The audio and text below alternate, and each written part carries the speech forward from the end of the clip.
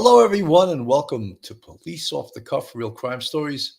I'm your host, retired NYPD Sergeant Bill Cannon, a 27-year veteran of the NYPD. You know, in the Kansas Moms case, there's been a lot of reports, of course, about the confession made by Tifany Adams, who no doubt was the catalyst behind this entire case. Catalyst meaning she was the planner, she was the straw that stirred the drink, if you will. She planned. She bought the burner phones, the stun guns. There's a picture of her right there, of course. And naturally, when she got caught, you would expect that either she would keep her mouth shut, or in this instance, apparently has taken responsibility for what occurred here. And what does that actually mean then? What does a confession mean?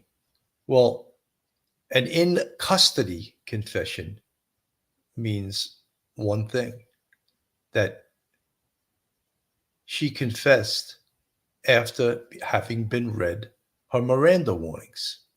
So we all know from watching TV what Miranda warnings are. Of course, we hear it ad nauseum. You have the right to remain silent. Do you understand?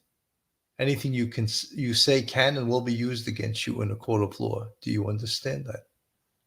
You have the right to an attorney. Do you understand? If you cannot afford an attorney, one will be provided for you. Do you understand? If you decide to answer questions now without an attorney present, you will still have the right to stop answering at any time until you talk to an attorney. Do you understand the rights I've just read to you? With these rights in mind, do you wish to speak to me? So those are your Miranda warnings, right? And what real professional, of course, interviewers, interrogators, really good detectives will do is they will have you sign an initial right after each warning.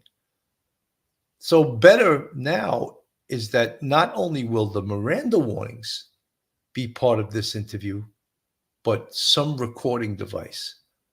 Were Tifany Adams, were her statements recorded audio, or was it videotaped? Video is preferable because you can not just see and hear, but you can see what the person looks like, how they're responding, their body language, all of those things during the interview.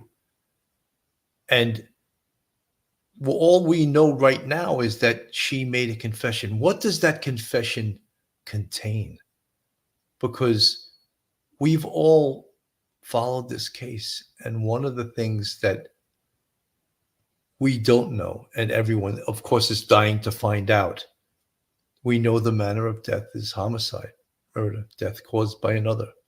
But we don't know, we do not know the cause of death. Was this blunt trauma? Was this gunshot? Was it a gunshot wound?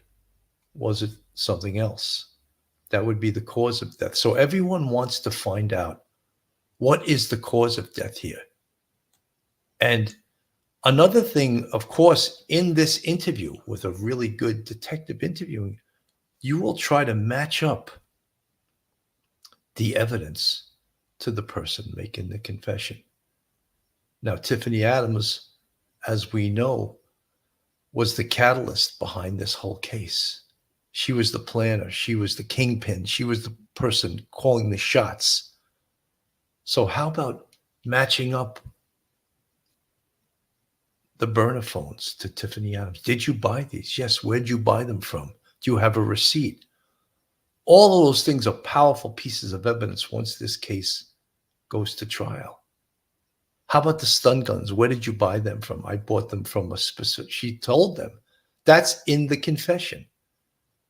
Very important. And then, of course, the most important thing in this confession is cause of death. And how did you cause the death? Apparently, she admitted to causing the death of Veronica and Jillian Kelly.